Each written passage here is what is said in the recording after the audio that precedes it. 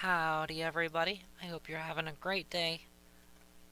One of the people who are following this tutorial has already gone through all 20 tutorials, so I wanted to get a couple out before work.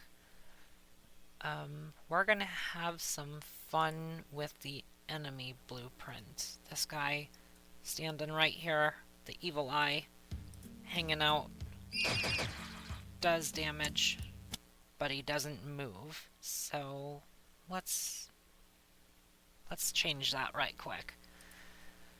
First, go into content, blueprints, enemies, and we want to keep our non-moving enemy. So highlight your enemy 1, right click, and duplicate, and rename it to your liking. You might hear buses in the background. I'm in a bus yard today. And I'm going to rename this one to enemy 2 underscore BP. Open it up. And we are going to need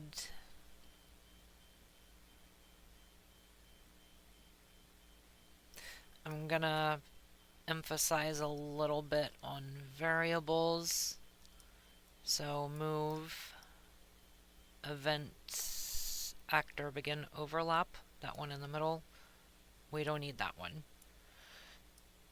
So for this tutorial, we're going to need 3 variables. We're going to need 1 bool, so you can leave this one how it is. This is going to be named start. We're going to need another variable for platform location, enemy location. This one's going to be enemy location or enemy lock, except this one's going to be a vector. And we're going to need 1 more for the start delay. Yeah, why not? Just put start enemy, and this one's going to be a float. So straight away when the event starts, when our character is spawned, we need to set the location. This is going to sweep the world, and it's going to I'm sorry, I'm getting ahead of myself. Somebody's doing a pre-trip next to me. Drag off of here, get actor location,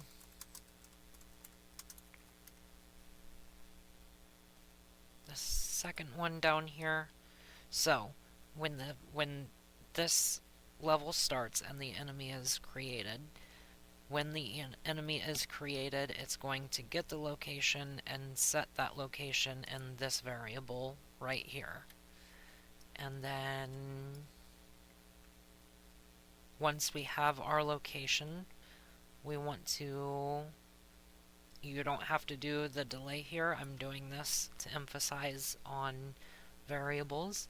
Let's add a delay. And our delay time is going to be start enemy.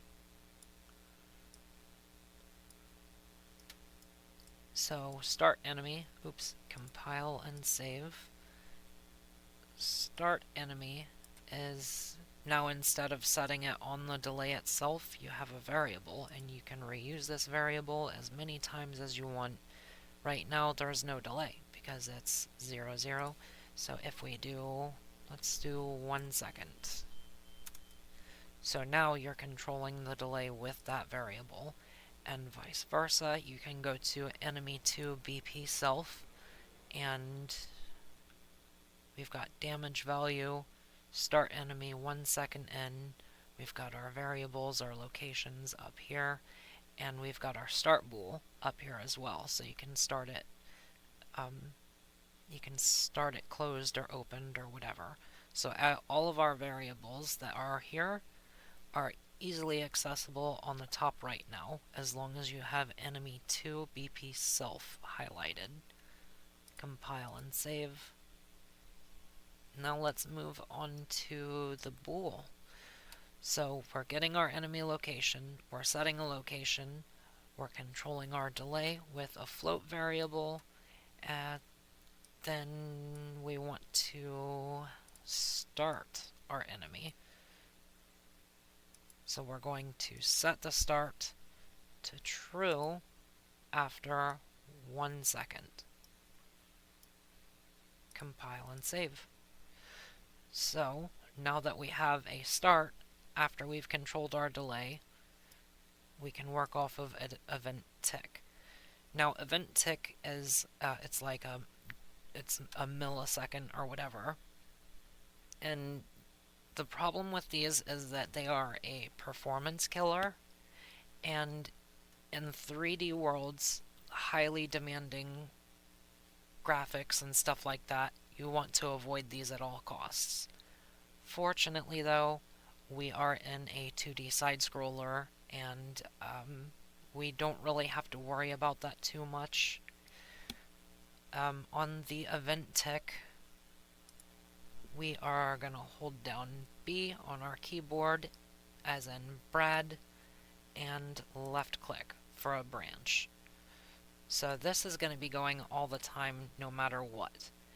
And we're only going to allow this to go through if we have a start. That's our condition.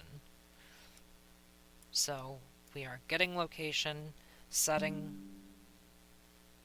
the variable. No, I don't want to install llama right now. Thanks though, Zuckerberg.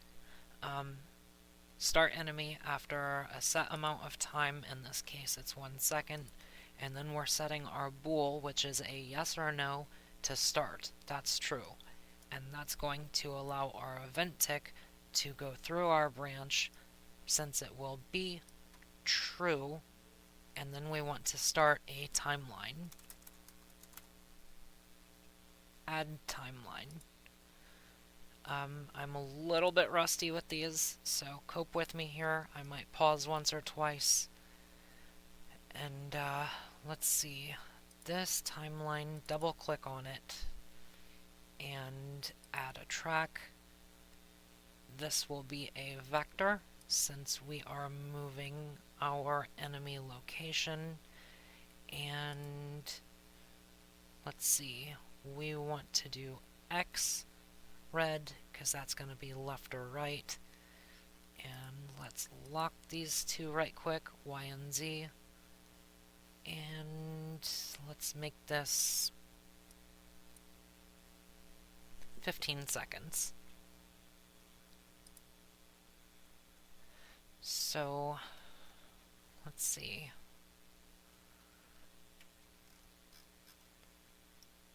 Where are we at? What's going on? At 8 seconds, that would be roughly 15. Double click to add a... Oops, I guess it's not double click. What is it? Alt left click, Control left click, Shift left click. Add... Well, you can do 1 if you want to. I'm gonna do 2. And just very slightly select them and move them up. That doesn't seem right. I've done something wrong. Control Z to backspace, and let's see. Okay, that's what I've done. Let's add 1 key to the front here. Shift left click, and let's add 1 key to the end here. Shift left click, and then highlight these and move them up just a little bit.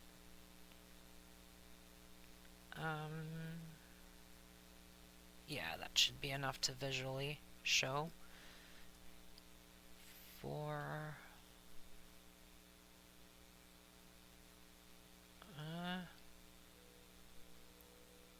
8 Seems kind of low.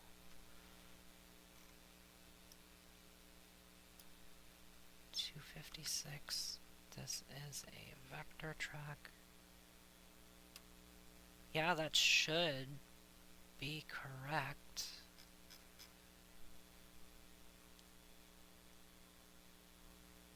Alright, let's give it a whirl, see what happens. Compile, save, go back to event graph, and then on our new track, drag off, and we are going to add this operator right here. Add, and what are we going to add to? Our enemy location. So just drag it and drop it right there. And then, now that we have our math working here, we want to drag off of our update, and what are we updating? Our actor location. So set actor location. And that's going to be it right there. Compile and save. And let's pull one out there to see what it's doing. I'm going to put it down here because the top is kind of crammed.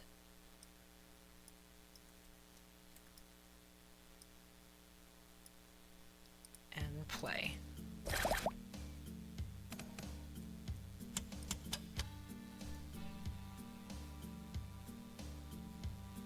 Yeah, it's not doing anything. What's going on with that?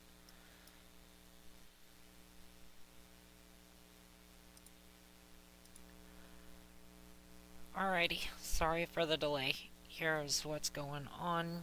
This has changed a little bit since 4.27, so open up enemy blueprint, go to your timeline, and this needs to be looped. Very important, needs to be looped, otherwise it's only going to do it once and done. And instead of these being down here, these actually need to be way, way, way up here. The values have changed quite a bit on these. Compile and save, and play.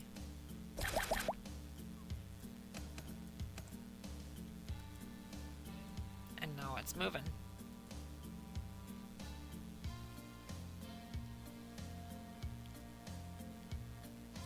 And vice versa. If you want it to move more,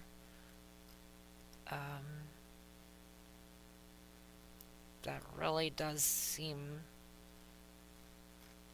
like there should be more. Seems like a low value. So let's try.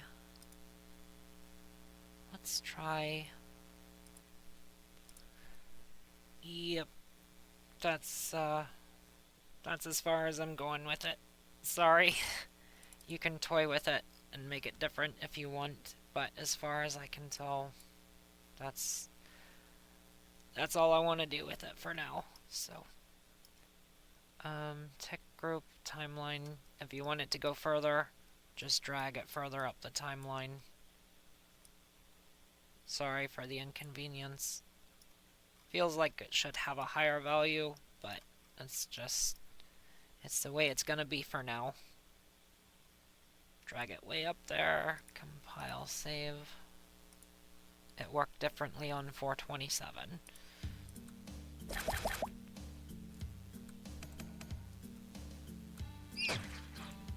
Oops.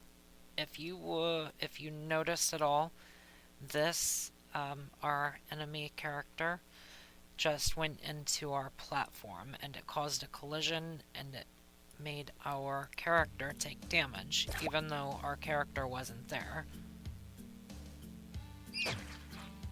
See that? So, in order to fix that on enemy 2 BP, let's, on component begin overlap, this is our sphere. to make it cast to BP 2D. It's been a couple days, cope with me. Cast to 2D Sidescroller character.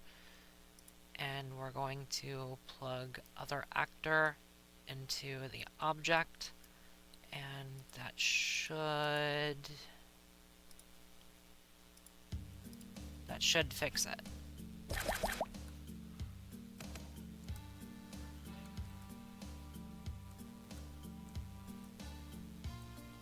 Yep, we're good. So now you have a moving enemy that can cause you damage, and let's, while we're here, this is kind of annoying, so let's go to edit sign BP, and where did we disable inputs? On the widgets, the widget was widget chat window, widget blueprint. Can we disable that? Our character can just run away if they don't want to read the sign. Go into widgets and chat window, widget blueprint, graph, and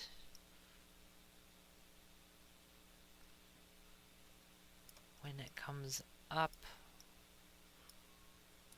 take these two nodes and delete. And take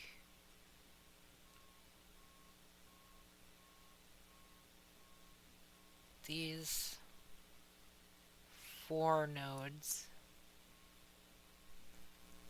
and delete them. And then plug it into our second sequence, compile, save. Now, we should be able to just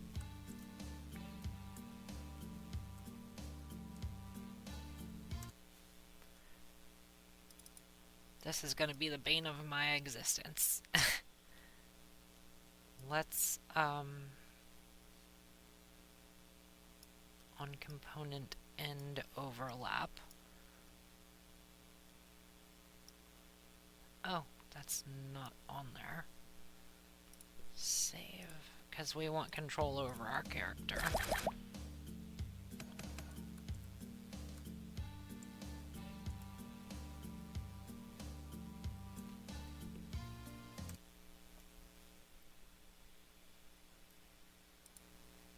And this bummer, I wanted to add one more thing before the end of this one, so let's wrap it up on our sign, highlight it, edit BP sign, and box on the right side, scroll down to third one down on component end overlap, and drag it all the way over here. Remove from parent. Untick context sensitive.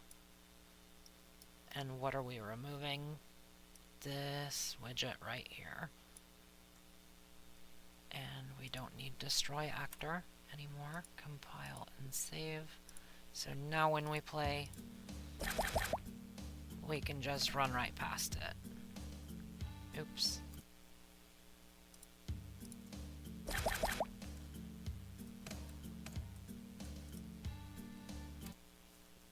That wasn't right.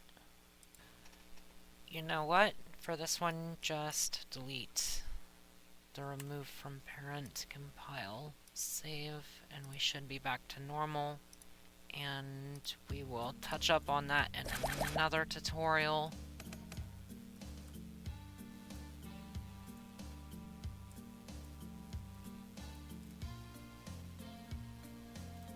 That's moving. And I think think that's it for this one. I'll try and get out one more tutorial before work, and I'll see you in the next one. Bye.